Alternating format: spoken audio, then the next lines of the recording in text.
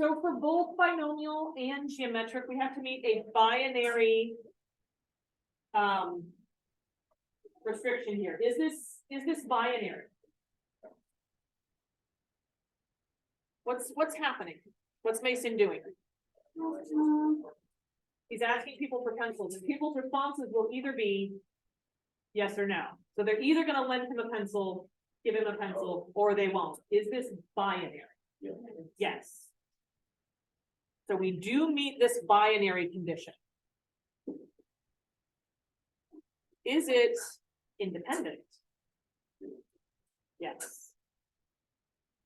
The trials are independent. He's asking new people each time. Do we have a set number of trials, a set number of people he's going to ask? No. What's he planning on doing? Asking until he gets a pencil. So this would be the T.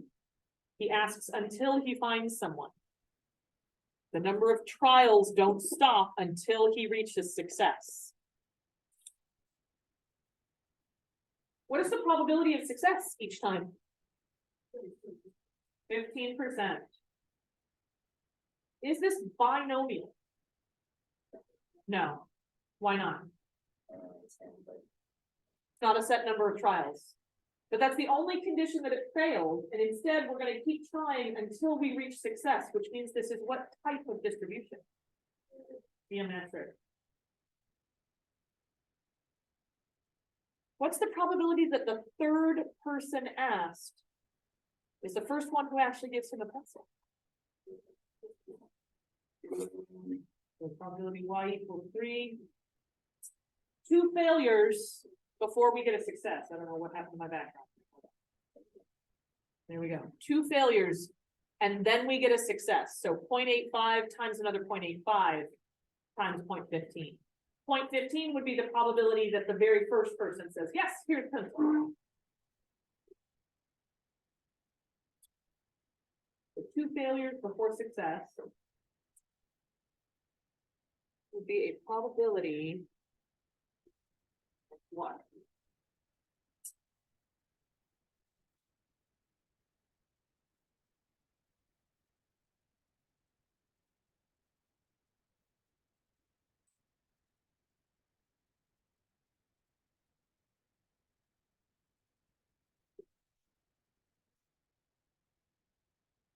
What's our probability here?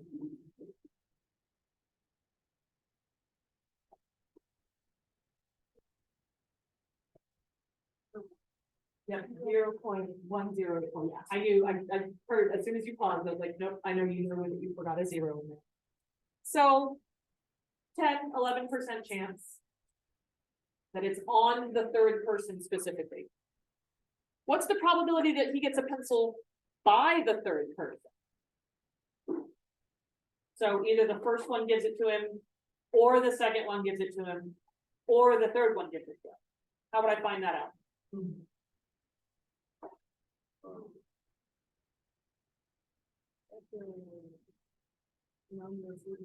We can use binomial CDF, absolutely. Binomial CDF. When you do, sorry, not binomial, geometric CDF, since we said this is geometric, but that is also on the calculator. Geometric cumulative, so that it's adding it together. Geometric CDF. The only things that you need to put in for geometric CDF is the probability and the less than or equal to part. So you'd put in 0.15 and then 3.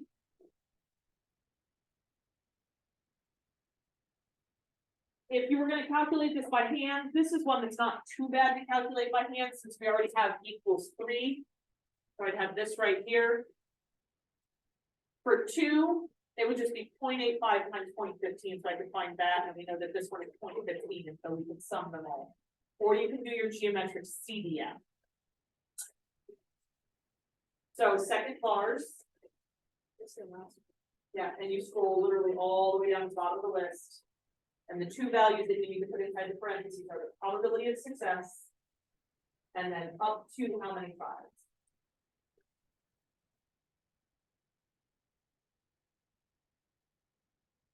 pop this up a little bit higher on the screen now. Wait, the CDF is, CDF is cumulative. so it's like add 3 and 9, Yes. and then PDF is add 4. No, PDF would just give you this. The equal. Oh, okay. PDF gives you the equal, gives you a single probability. And CDF is where it adds, but it adds from that number and smaller always. So if you want from that number and bigger, you have to do 1 minus to get that. Does that make sense?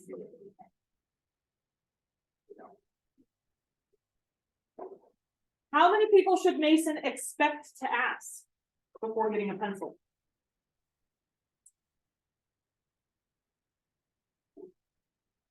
Give me another word for expected value. Mean. So I want to find the mean of this situation. How do we find mean for geometric again? We have this written down in the box at the top. How do we find mean for geometric? 1 over the probability. So 1 over the probability means 1 over what? 1 over 0.15. If you do 1 over 0.15, you get what?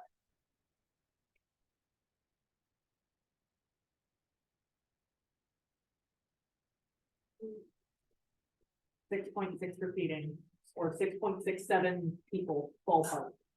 Remember, the expected value is your mean, expected or typical. That is going to be your mean. Should Mason be surprised if he didn't receive a pencil until he asked at least 10 people?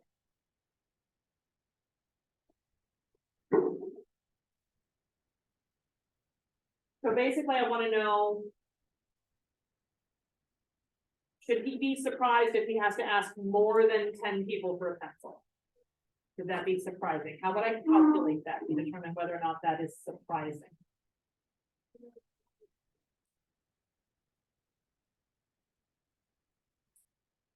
That would be 9 or fewer. And that would just give me the 9th person. So what I want to do is I want to calculate that he had to ask 10 or 11 or 12 or more people. So the probability that X is more than 10 is going to be equal to 1 minus the probability that it was 9 or less. How do I do the 9 or less? CDF. So I'm going to do 1 minus geometric CDF 0.159.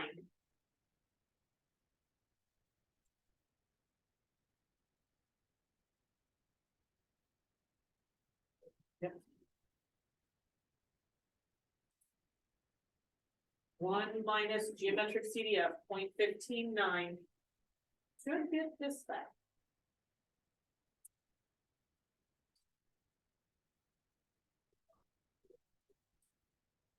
You don't put 10 because we want to know he had to ask at least 10 people, 10 or more. So the 9th person said no, maybe the 10th person said yes. Or it might be 11 or 12. Yes, sir.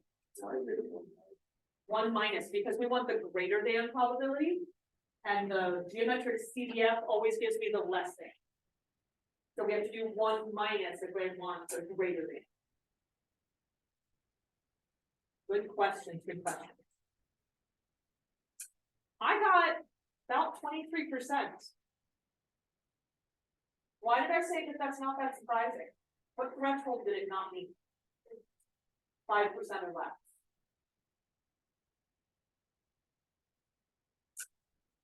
Good question, good question.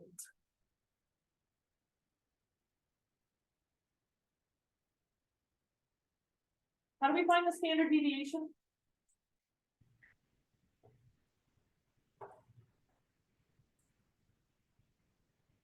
This is one of those things that's up in the box too. How do I find standard deviation for geometric?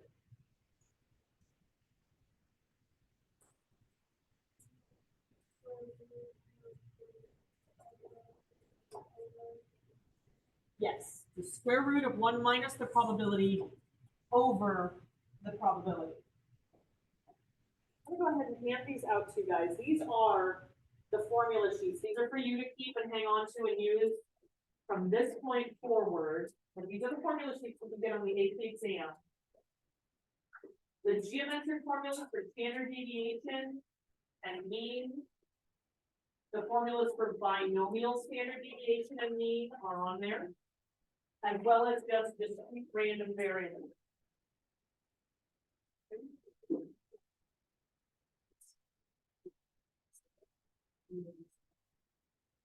So the first page has a lot of the stuff that we're using right now.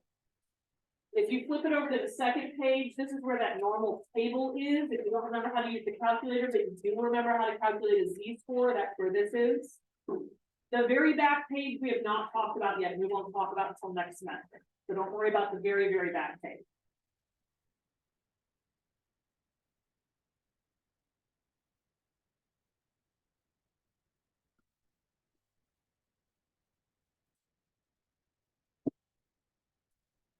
So what would the standard deviation be in this circumstance?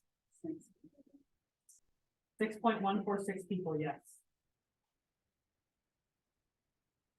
Awesome. Right.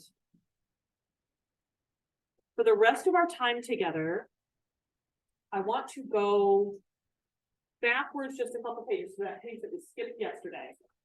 Has picture of Skittles up on the top.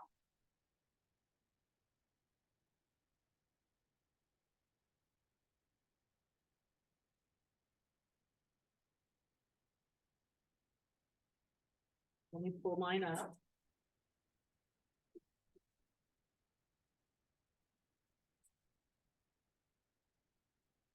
There we go. Page 15 in your packet, which I think is actually one of the labeled ones. And you guys are going to do this primarily by yourselves or with a partner. And to inspire you as you're going through this, go ahead and give you guys some. Unless you don't like them.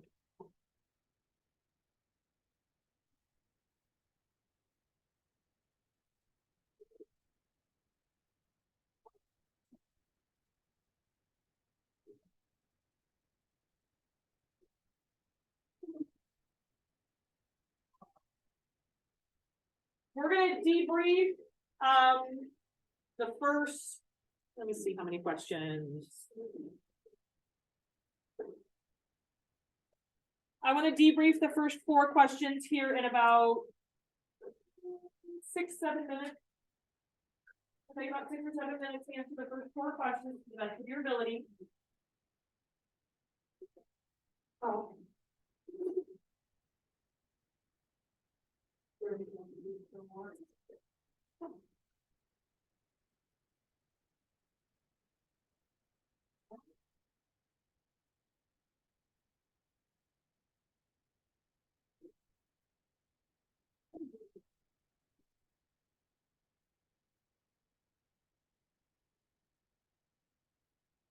So funny enough, so in 2013, they changed the green flavor from lime, which is awesome, to sour apple, which was not so awesome. I completely agree. However, when I was at the store yesterday buying these, I noticed on the sour Skittles, there was this big, like, block out on there with all these exclamations around it. They're like, sour Skittles with the original lime flavor. If I got the sour Skittles, it would still be lime. I like the old ones.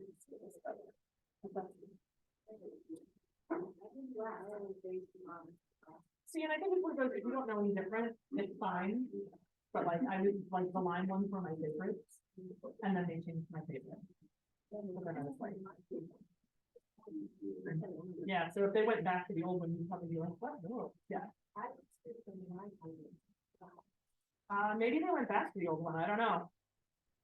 And if they went back, I'm not sure when that happened. Oh, you're right, it does. They must have gone back at some point. I don't know when they did that. But yeah, no, I remember when they changed it to green apple, there was like, everybody was paying about it. Like, you guys must not have piloted this very well. This was gonna go over.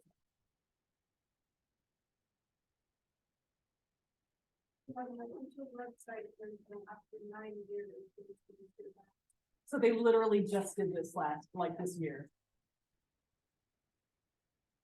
2013 plus 9 would be 2022, so it's just this year that they went back. Thank you for looking that up, Jenna.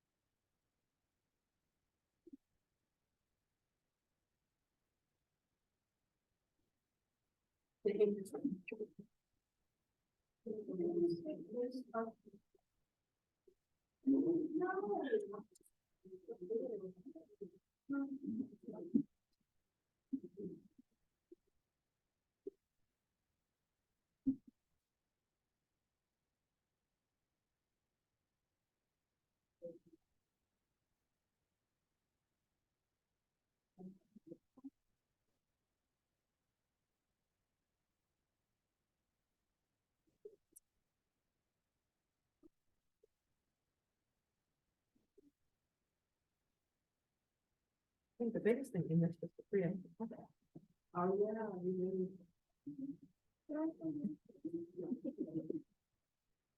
We'll probably do something like that again.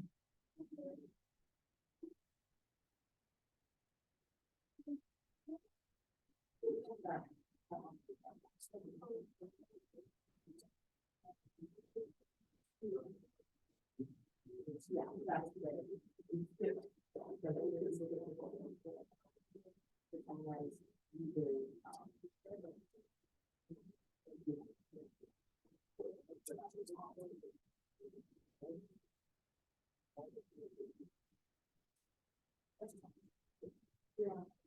Oh, yeah, you did, you're right. You did start. You did it like that.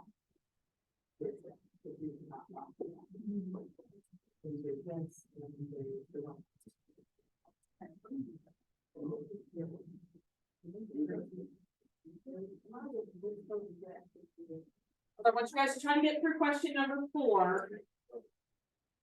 Do your best with those calculations, see what you can come up with.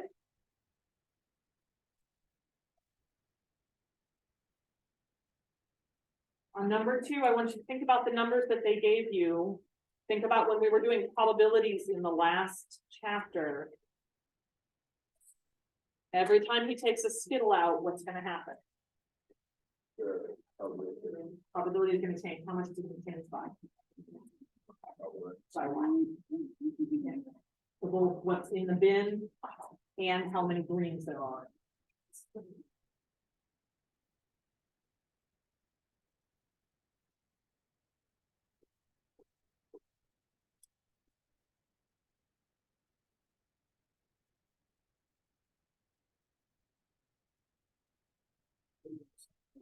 One time, grab all 4 or all 5 greens.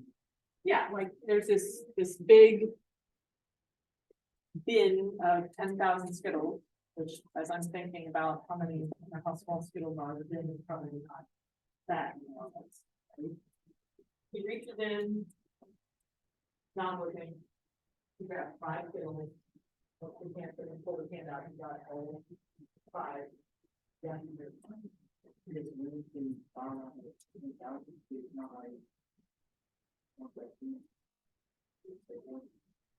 Well, we're gonna think about it. But think about it in terms of that's what the probability is.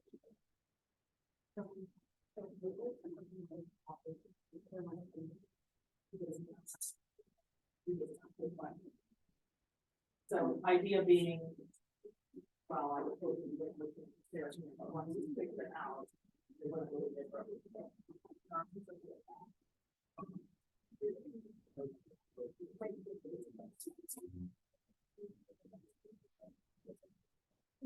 okay.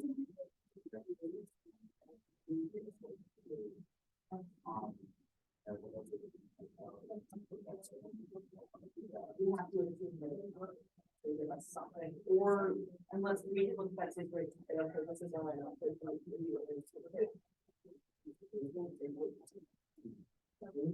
So I would probably like moving forward, I would probably do like this. So I was thinking the next and that is what's the chance that out of the five still look at that?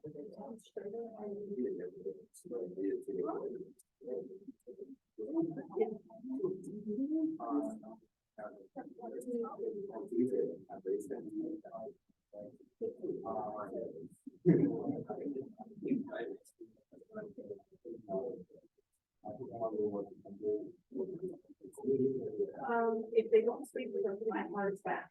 Because usually the which one of these part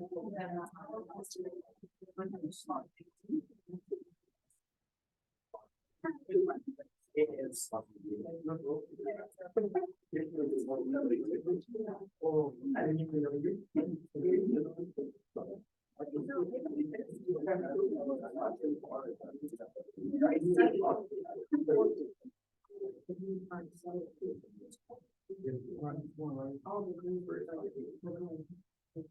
Well, we want to know the probability. It's nice.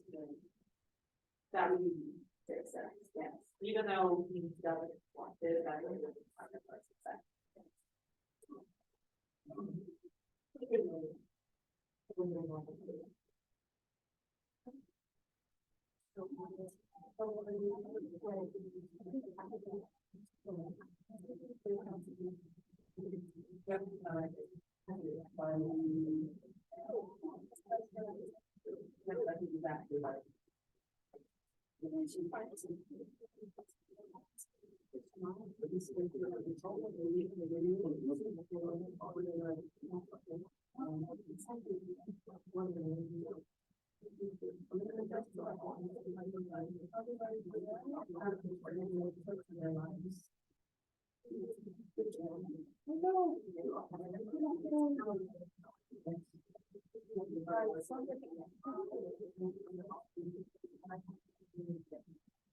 Is this a binomial setting? No. Why not? Not independent. Now, I would hope, as I mentioned before, that he's not reaching in with his bare hand, but I'm thinking about when the pipe orchestra went to Disney and there's that M&M store. And you can go and pick out the M&Ms from the different things. You put them into the bag, but you're not putting them back necessarily, right? So I kind of have something more like that in my mind rather than a bin that we just put his rubby little hands in. So we want to know the probability that he gets 5 green Skittles. If this is not a binomial setting, how would we have to calculate that? We're gonna have to multiply each probability. So what would the first probability be? What would the probability be that he gets 1 green Skittle? 2,000 out of 10,000. Okay, so he got a green Skittle, gross, he eats it. He moves on to the second Skittle. What's the chance that the second Skittle is a green one? 1,999 out of 9,999. Third Skittle.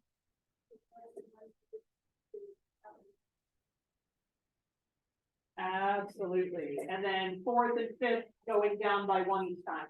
Did anybody multiply that out on their calculator? You got an exponential notation? Yes. Was it? Let me see. So what did it start with? I don't remember its scientific notation, but I think it was 0.003 or no. One more zero. Let's see if that's what I've got. Yep, that's exactly what I've got. So scientific notation would be like 3.19 e to the -4. Just remember, this tells you how many places you have to move your decimal point to get it out of scientific notation. and which direction. If it's a negative, then you need to be shifting it to the left. So I would take this decimal point, take it over 1, 2, 3, 4, that's where it would move to. So that's how you would change it back into just purely the decimal point. Is that a very big chance? No, not at all. What about if it was a binomial setting? How would you calculate that? If it was a binomial setting, not 0.2 times 5, or yeah, not 0.2 times 5, but 0.2 to the 5th power times how many ways that can happen? Well, how many ways can you pick 5 and get all 5 green? One way, or 5 choose 5 with the combination. Yes.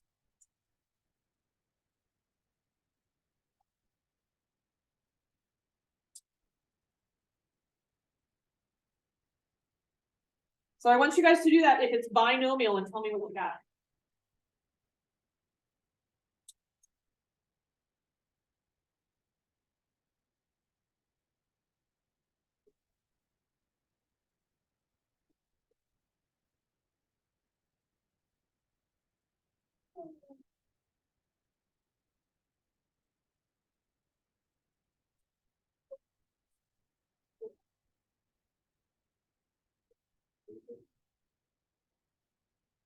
So you can do your binomial PDF, or you can do 5C5, 0.20 to the 5th power, and how many failures would we have then? If he gets all green, how many failures would that be? None. So 0.80 to the 0. What'd you guys get?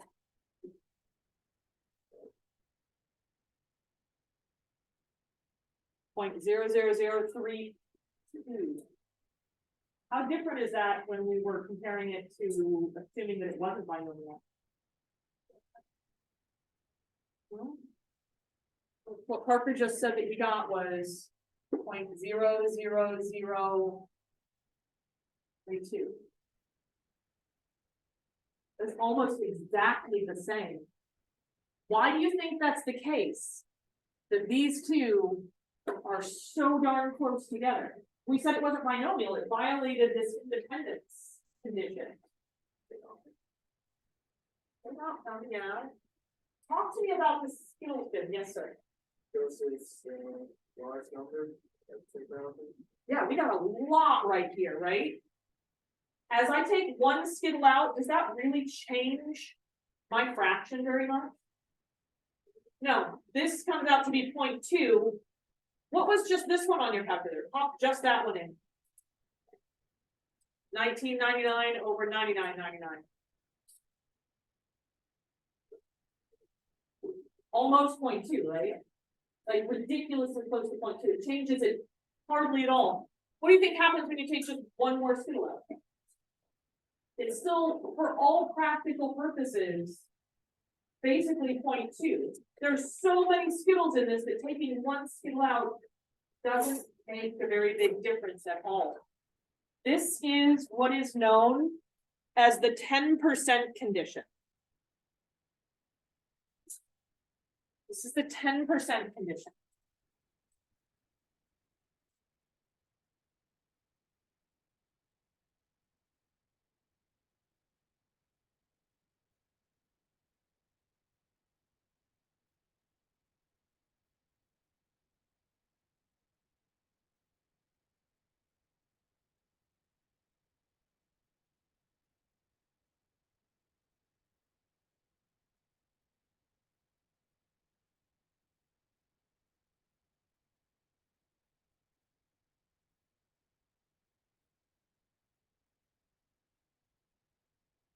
If the sample size is less than 10% of the overall population size, and we meet all of the other criteria for it to be binomial except for independence, we can still treat it like a binomial random variable.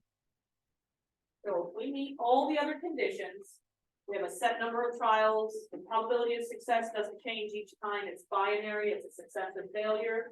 But the only thing we violate is independence.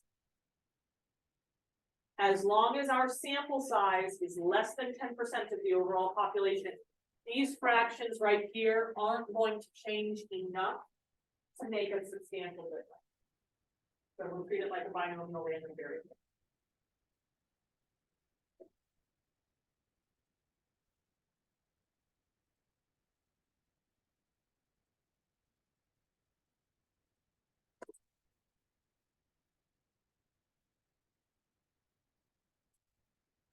I want you guys to spend the rest of our time together today looking at questions 5, 6, 7, and 8. And when we come back from break, we're going to go over the bottom of this and we're going to talk about this and break it down as a way to refresh our memory over it. And then we'll do another review activity that particular day. That's kind of Starboard for the students. So you guys get a nice welcome back. There's an encouragement to that.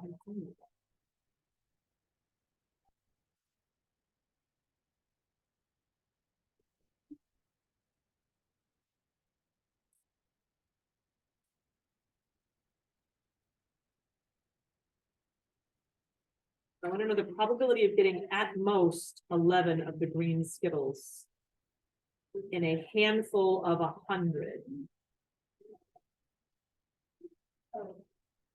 And then that picture that's down there on the page, that is showing the shape of the distribution.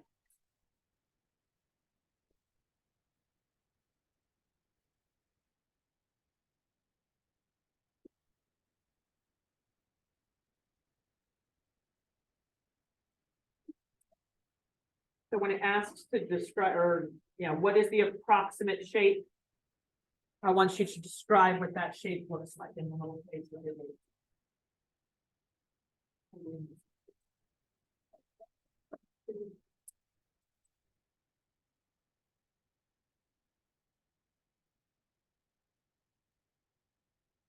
Oh.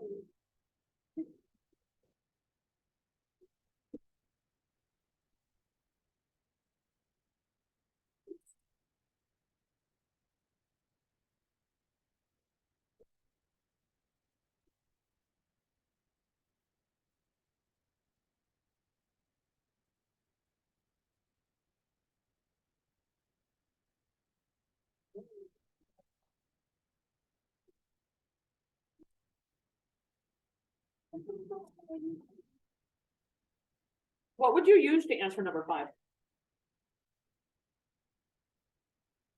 We know this 10% condition is satisfied. So what can we assume about that? We can assume that it's binomial. So how would I find the probability of getting at most 11 green Skittles? Because I know I can use binomial distribution.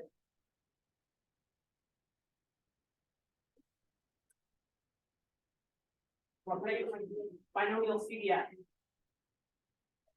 What would be the numbers that we put in for our binomial CDF? 100 for our n, and then what?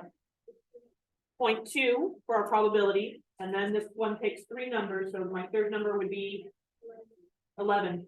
What would you get when you do that?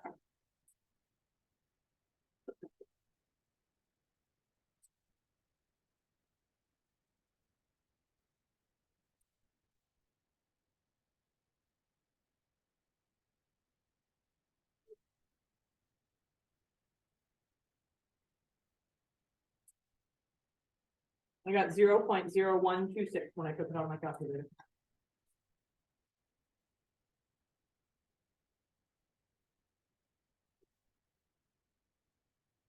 This is the probability distribution.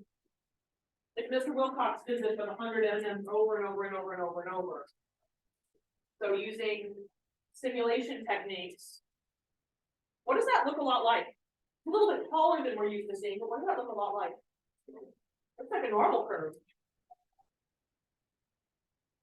For a binomial random variable, how do we calculate the mean, the expected value? N times P. What is our N? 100 P is 0.20, so what's our mean? What's our expected value? 20. How do we calculate standard deviation?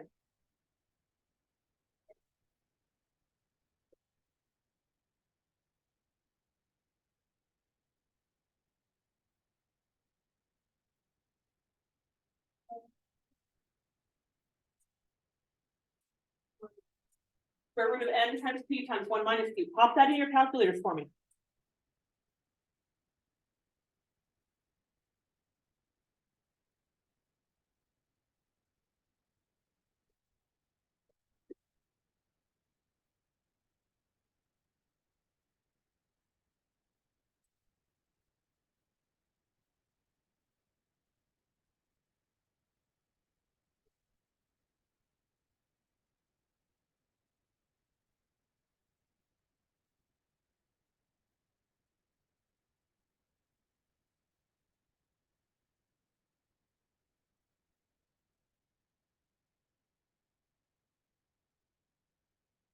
That should be a baby, but not a baby. Okay.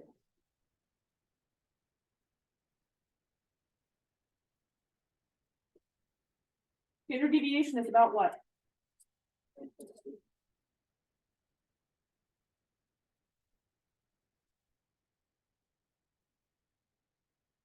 If we do 100 times 0.20 times 0.80,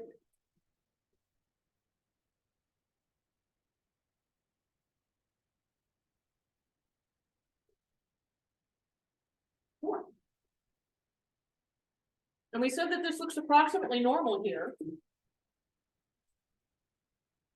With a mean of 20 and a standard deviation of 4.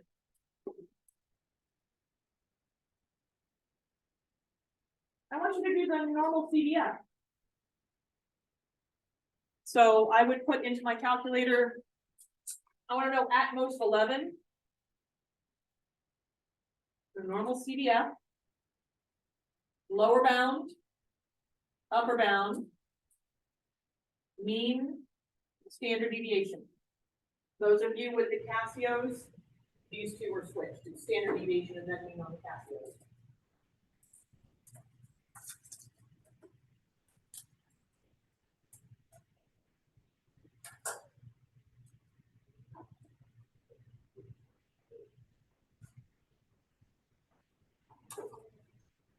What'd you get?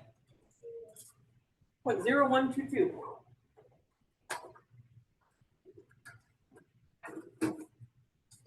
That's almost exactly the same as when we did our binomial.